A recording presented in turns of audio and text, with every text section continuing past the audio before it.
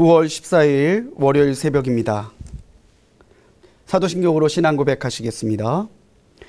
전능하사 천지를 만드신 하나님 아버지를 내가 믿사오며 그 외아들 우리 주 예수 그리스도를 믿사오니 이는 성령으로 잉태하사 동정녀 마리아에게 나시고 본디오 빌라도에게 고난을 받으사 십자가에 못 박혀 죽으시고 장사한 지 사흘 만에 죽은 자 가운데서 다시 살아나시며 하늘에 오르사 전능하신 하나님 우편에 앉아 계시다가 저리로서 산자와 죽은 자를 심판하러 오시리라.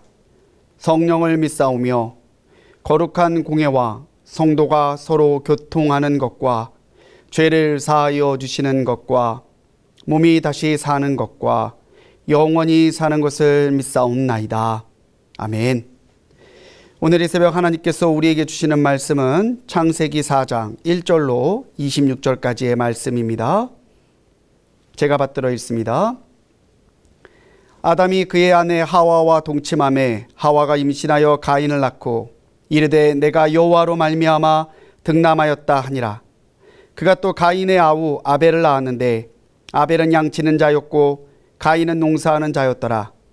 세월이 지난 후에 가인은 땅의 소산으로 제물을 삼아 여호와께 드렸고 아벨은 자기도 양의 첫 새끼와 그 기름으로 드렸더니 여호와께서 아벨과 그의 제물은 받으셨으나 가인과 그의 제물은 받지 아니하신지라. 가인이 몹시 분하여 안색이 변하니 여호와께서 가인에게 이르시되 내가 분하여 함은 어찌 됨이며 안색이 변함은 어찌 됨이냐. 내가 선을 행하면 어찌 낯을 들지 못하겠느냐. 선을 행하지 아니하면 죄가 문에 엎드려 있느니라. 죄가 너를 원하나 너는 죄를 다스릴지니라. 가인이 그의 아우 아벨에게 말하고 그들이 들에 있을 때에 가인이 그의 아우 아벨을 쳐 죽이니라. 여호와께서 가인에게 이르시되 내 아우 아벨이 어디 있느냐. 그가 이르되 내가 알지 못하나이다. 내가 내 아우를 지키는 자니이까. 이르시되 내가 무엇을 하였느냐. 내 아우의 핏소리가 땅에서부터 내게 호소하느니라. 땅이 그 입을 벌려 내 손에서부터 내 아우의 피를 받았은즉 내가 땅에서 저주를 받으리니 내가 밭을 갈아도 다시는 그 효력을 내게 주지 아니할 것이요 너는 땅에서 피하며 유리하는 자가 되리라. 가인이 여호와께 아뢰되 내 죄벌이 지기가 너무 무거우니이다. 주께서 오늘 이 지면에서 나를 쫓아내시온즉 내가 주의 낯을 배웁지 못하리니 내가 땅에서 피하며 유리하는 자가 될지라. 물은 나를 만나는 자마다 나를 죽이겠나이다. 여호와께서 그에게 이르시되 그렇지 아니하다. 가인을 죽이는 자는 벌을 7배나 받으리라 하시고 가인에게 표를 주사 그를 만나는 모든 사람에게서 죽임을 면하게 하시니라. 가인이 여호와 앞을 떠나서 에덴 동쪽 노 땅에 거주하더니 아내와 동침함에 그가 임신하여 에녹을 낳은지라. 가인이 성을 쌓고 그의 아들의 이름을 성을 이름하여 에녹이라 하니라. 에녹이 이랏을 낳고 이랏은 무야엘을 낳고 무야엘은 무드사엘을 낳고 무드사엘은 라멕을 낳았더라. 라멕이 두 아내를 맞이하였으니 하나의 이름은 아다요 하나의 이름은 실라였더라. 아다는 야발을 낳았으니 그는 장막에 거주하며 가축을 치는 자의 조상이 되었고 그의 아루의 이름은 유발이니 그는 수금과 퉁소를 잡는 모든 자의 조상이 되었으며 실라는 두발가인을 낳았으니 그는 구리와 새로 여러 가지 기구를 만드는 자요 두발가인의 누이는 나아마였더라. 라멕이 아내들에게 이르되 아다와 실라여 내 목소리를 들으라. 라멕이 아내들이여 내 말을 들으라. 나의 상처로 말미암아 내가 사람을 죽였고 나의 상함으로 말미암아 소년을 죽였도다. 가인을 위하여는 벌이 7배일진데 라멕을 위하여는 벌이 77배 1이로다 하였더라. 아담이 다시 자기 아내와 동침함에 그가 아들을 낳아 그의 이름을 셋이라 하였으니 이는 하나님이 내게 가인이 죽인 아벨 대신에 다른 씨를 주셨다 함이며 셋도 아들을 낳고 그의 이름을 네노스라 하였으며 그때의 사람들이 비로소 여호와의 이름을 불렀더라. 아멘. 할렐루야. 오늘 새벽도 변함없이 기도의 제단 하나님께서 기뻐하시는 예배의 자리를 지키는 우리 모든 성도님들께 하나님의 은혜와 평안이 또 때를 따라 힘있게 솟는 역사하심이 변함없이 함께 하시기를 주님의 이름으로 간절히 축원합니다. 오늘 창세기 4장의 말씀으로 함께 은혜를 나눌 텐데요. 오늘 4장의 말씀은 4장의 말씀 중에 나와 있는 하나님의 권면, 너는 죄를 다스릴지니라, 이 말씀을 제목 삼아서 함께 은혜를 나누려고 합니다. 흔히 신앙생활을 영적 전쟁이라는 말로 비교하죠. 우리 안에 있는 성령을 따르고자 하는 거룩한 마음과 또 우리 안에 있는 욕망의 소리, 또 우리를 공격하고 유혹해 들어오는 사단과 세상의 소리에 끌려가고자 하는 잘못된 욕심들이 서로 부딪히는 그런 모습 때문에 우리의 신앙생활을 흔히 영적 전쟁이라는 말로 표현을 합니다. 애니메이션이나 시트콤 같은 데 보면 그런 장면들이 나올 때 있죠. 주인공이 되게 고민할 때 천사가 나타나서 야, 너 그렇게 하면 안 돼. 너 그거 좋은 거 아니야. 그럼 또 이쪽에 악마가 펑 하고 나타나서 야, 그냥 그렇게 네 맘대로 해. 뭘 눈치를 봐. 극 중에 어떤 설정으로 만든 장면이기는 하지만 우리가 살아가는 생활의 모습이 별반 다르지 않은 것 같아요. 어떠한 상황 속에서 늘 하나님의 뜻과 또 하나님이 기뻐하지 않는 사단의 세력과의 충돌을 가운데서 우리는 늘 하나님이 기뻐하시는 것을 택하고자 하는 마음으로 살아가고 있죠. 오늘 가인처럼 오늘 우리도 하나님께서 기뻐하시는 마음과 그렇지 않은 마음을 충돌하는 것이 늘 우리 삶에서 반복되는 것을 체험하며 삽니다. 그렇다면 오늘 하나님의 권면대로 죄 앞에서 우리가 죄를 다스리기 위해서는 어떻게 해야 될까요? 먼저는 우리 안에 있는 죄악된 마음을 이기고자 하는 준비된 마음, 깨어있는 마음이 필요합니다. 아담과 하와가 에덴 동산에서 쫓겨나고 가인과 아벨을 낳았죠. 가인은 자라서 농사 짓는 사람이 되고 아벨은 양을 치는 사람이 됐습니다. 자기의 소산이 있고 자기들도 장성이 있기 때문에 하나님 앞에 제사를 지내는데 여기서 문제가 생깁니다. 하나님이 아벨의 제사는 기뻐 받으셨는데 가인의 제사는 연락하지 않으시는 거예요. 왜 하나님이 가인의 제사는 받지 않으시고 아벨의 제사는 받으셨을까? 정확한 이유는 성경에 나와 있지 않습니다. 다만 그냥 가인은 땅의 소산, 아벨은 첫 새끼와 그 기름, 이런 수식어가 붙어 있는 걸 보면 어떤 제물이나 형식보다는 아벨이 하나님 앞에 드리는 마음이 가인의 마음보다 더 진실했지 않았을까? 그렇게 추측을 해요. 히브리서 11장 4절 말씀에서도 히브리서를 쓴 기자는요, 믿음으로 아벨이 가인보다 더 나은 제사를 드렸다고 설명하고 있습니다. 똑같이 예배를 드렸는데, 제사를 드렸는데 어떤 제물은 연락하시고 어떤 제물은 연락하지 않으셨어요. 이때 가인의 마음에 분노가 일어납니다. 영적인 시기심이 일어나죠. 5절 말씀에 가인이 분하여 안색이 변했다고 해요. 분하여 안색이 변했대. 가인이 아벨이 하나님 앞에 연락되는 제사를 드리는 것을 보고 정말 어떻게 해서 저 녀석이 저렇게 하나님의 사랑을 받을 수 있을까? 그 시기심에 분노가 일었다는 거예요. 얼굴이 바뀔 정도로, 안색이 바뀔 정도로 이 분노는 굉장히 큰 것이었습니다. 마음의 죄의 소원은 어쩔 수 없죠. 하나님도 그걸 인정하세요. 죄의 소원이 우리에게 있지만은 하나님은 우리가 죄의 소원에 끌려다니거나 거기에서 벗어나지 못하는 신앙이 아니라 그것을 믿음으로 이기고 하나님이 기뻐하시는 것을 택하는 결단력 있는 신앙이 되기를 원하신다는 것이죠. 하나님께서 가인을 권면하십니다. 가인에게 죄가 너를 원하지만 너는 죄에 끌려다니지 말고 죄를 다스려라. 하나님이 가인을 다독이고 가인에게 죄를 이기라고 권면하고 있어요. 죄라고 하는 말은 하나님의 뜻에서 벗어난 것을 이야기합니다. 죄라는 히브리어 하타트는요, 관역에서 벗어나다라는 뜻이에요. 헬라어 하마르티아도 마찬가지죠. 목적에서 관역에서 벗어나다. 그게 죄라는 거예요.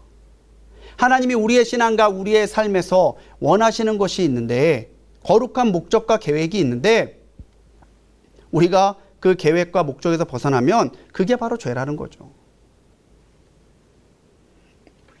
하나님은 죄가 늘 우리를 공격하려고 준비하는 모습을 죄가 문 앞에 엎드려 있다라는 말로 표현을 하십니다. 죄가 너를 원한다, 이 말을요 히브리 본문에서 직역하면요 죄가 길을 쓰고 달려든다라는 말로 직역할 수 있어요. 그냥 대충 오다가 말고 따라오면 말고 그런 게 아니라 죄는 어떻게든 우리를 무너뜨리려고 길을 쓰고 달려들고 있다라는 거죠. 하지만 하나님께서는 그 죄를 다스리는 것이 내게 있다라고 말합니다. 내 자신에게 이 죄의 마음을 따라갈 건지 거부할 것인지 그 결단이 달려있다라는 거죠. 죄를 다스리라고 하는 말은 성령의 능력으로 맞서라는 이야기입니다.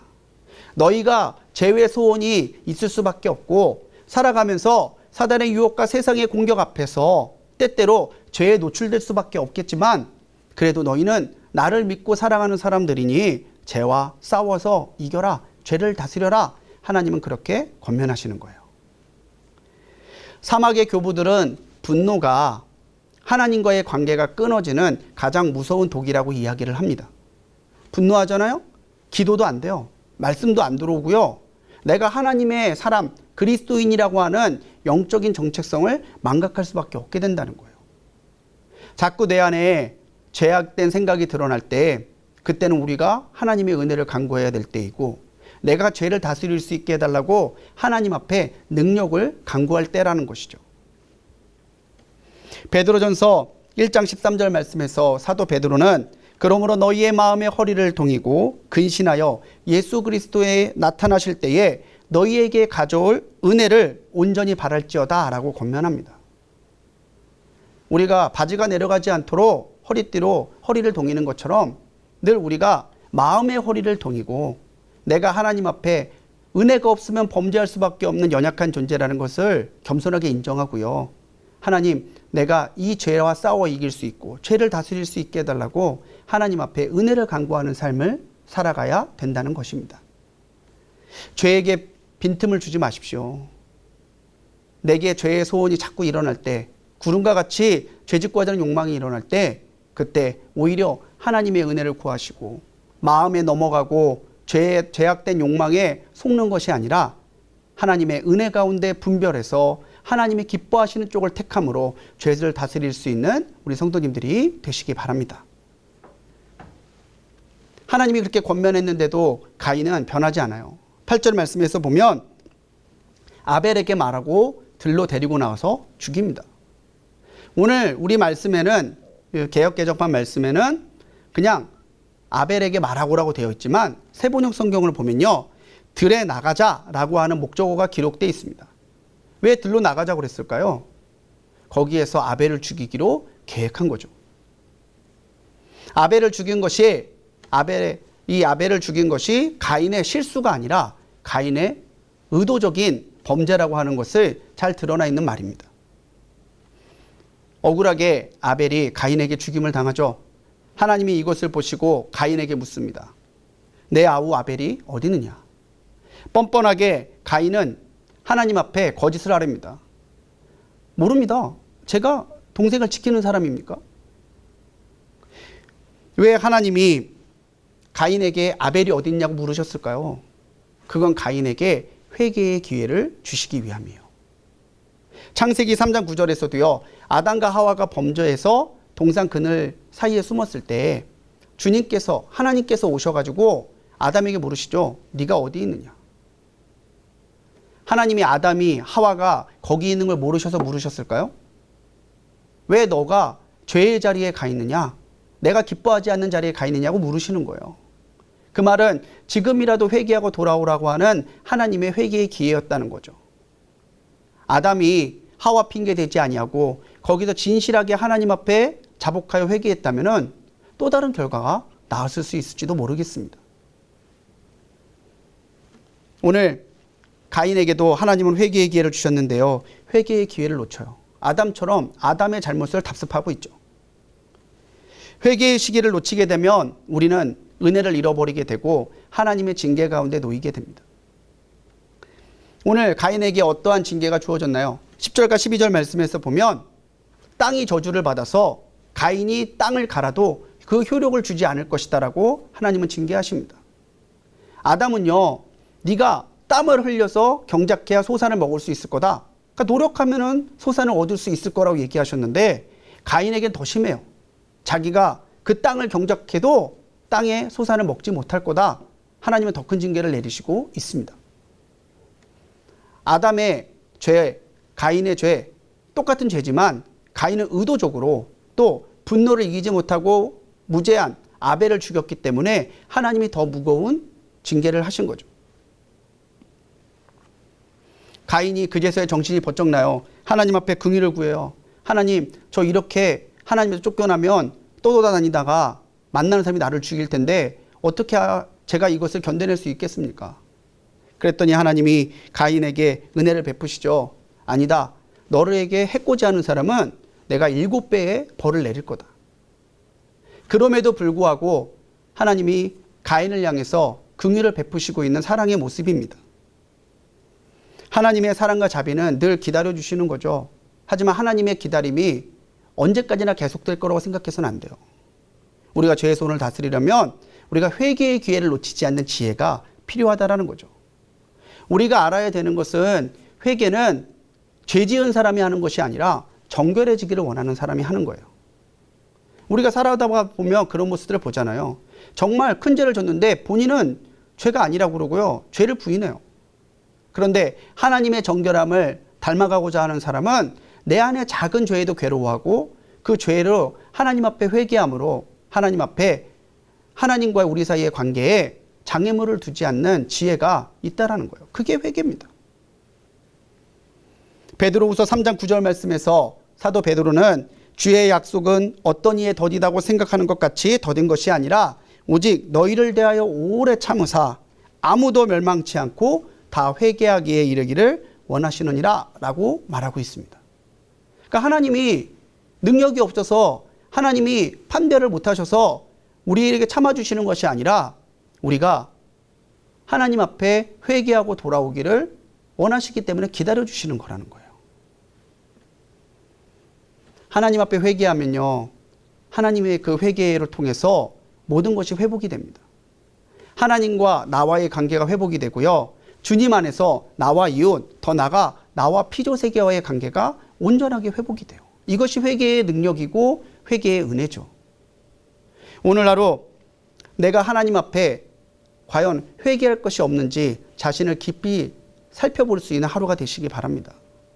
하나님이 기뻐하지 않는 것이라면 작은 것에도 타협하지 아니하고 싸우고, 하나님이 기뻐하시는 것이다라면 힘을 다해 이루어드리는 그 모습 속에서 하나님은 참으로 변화된 회개의 모습을, 회개의 증거를 발견하실 거란 말이죠. 회개의 기회를 놓치지 아니하고 하나님 앞에 그 회개의 기회를 붙잡음으로 더욱더 은혜 가운데 들어가는 우리 성도님들이 되시기 바랍니다. 가인이 범죄했던 것은 물론 본인의 책임이지만 근원적인 이유는 아담과 하와가 범죄함으로 우리 안에 있는 하나님의 형상이 깨졌기 때문이죠. 죄가 우리 안에 들어왔고 죄가 우리의 혈통과 유전을 따라서 계속해서 내려가고 있는 모습을 우리는 본다는 얘기예요. 가인이 여기저기 떠돌다가 놋 땅에 정착하게 됩니다.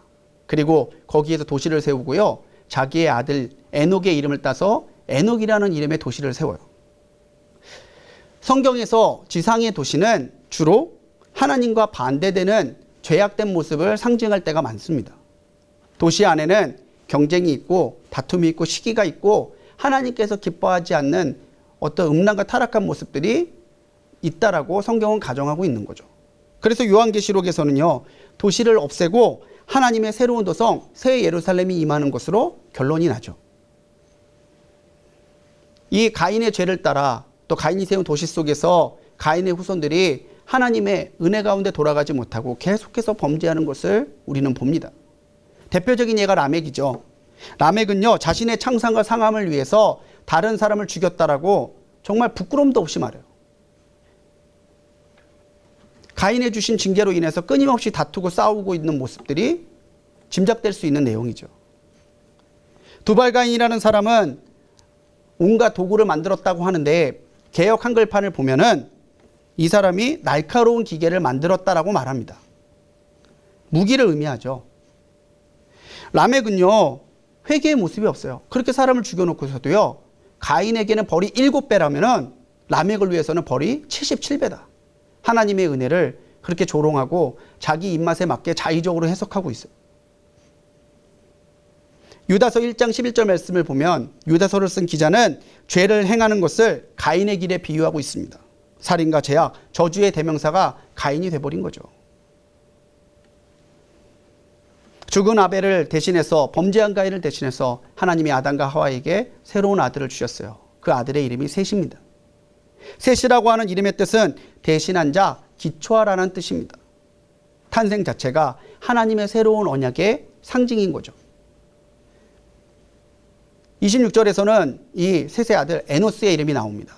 에노스나 아담이나 다 사람이라는 뜻이에요. 이제 셋을 통해서 하나님은 에노스를 통해서 인류의 새로운 시작과 새로운 구속사가 시작됐음을 알려주고 있는 겁니다.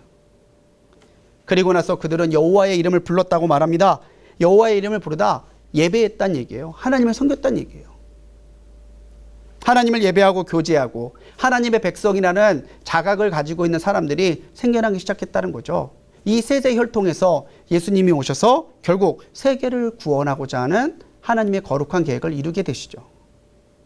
오늘 우리가 살아가면서 내가 은혜의 시작이 되는지 아니면 반대로 하나님의 징계의 시작이 되는지 우리의 신앙의 결단과 신앙의 모습에 달려있다는 것을 우리는 주의 깊게 받아들여야 됩니다.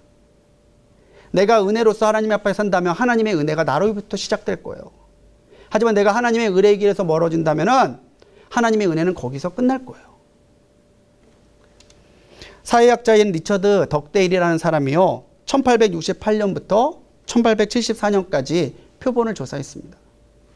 맥스 주크스라고 하는 범죄자의 집안을 살펴봤더니요, 560명을 조사해 봤는데 거기에서 310명은 거지였고요, 130명은 범죄자였고요, 7명은 살인자였어요. 반대로 뜨거운 설교로 많은 사람들에게 은혜를 끼쳤었던 조나단 에드워즈라고 하는 목사님의 가문을 살펴봤더니 1394명의 후손들이 있었는데 그 가운데서 13명의 총장, 65명의 교수, 30명의 법관, 그리고 56명의 의사, 100명의 목사와 선교사가 나왔다는 거예요. 중요한 건 그들 모두가 뜨거운 신앙의 사람들이었다고 하는 사실입니다.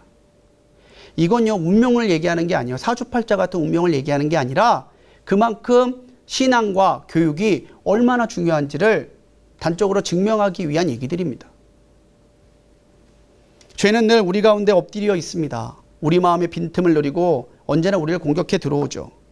신앙생활이라고 하는 것은요, 이 영적인 전쟁 가운데서 우리의 마음과 신앙을 잃지 아니하고 한결같이 하나님만을 바라보고 달려갈 수 있는 결단과 행동이 바로 신앙생활이라고 말할 수 있는 거죠.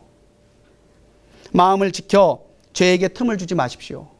자신의 연약함으로 인해서 지은 죄는 회개의 기회를 놓치지 아니하고 바로 회개함으로 늘 하나님 앞에 정결한 신앙과 삶을 유지하는 하루가 되시기 바랍니다. 우리가 건강에 자신해서는 안 되듯이요, 우리의 신앙도 자신해서는 안 돼요. 우리는 은혜가 없이는 단 한 시간도 살 수 없는 연약한 존재들이라는 것을 늘 기억하며 살아야 되는 것이죠. 주님 앞에 겸손함으로 나가십시오.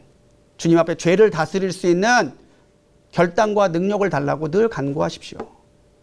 오늘도 죄는 문 앞에 엎드려 있고 우리를 원하여 우는 사자같이 달려든다 할지라도 하나님 앞에 흔들림 없는 믿음과 신앙으로 오늘도 죄를 다스리는 모습을 통해 하나님의 기쁨이 되는 우리 모든 성도님들이 되시기를 주님의 이름으로 간절히 축원합니다. 기도하시겠습니다. 사랑의 하나님, 우리는 연약하고 우리는 오늘을 힘겨워합니다. 주님, 우리가 죄인임을 고백합니다. 우리를 긍휼히 여겨주셔서 우리가 매일 겪는 영적인 전쟁에서 우리의 욕망과 죄로부터 승리하도록 도와주옵소서.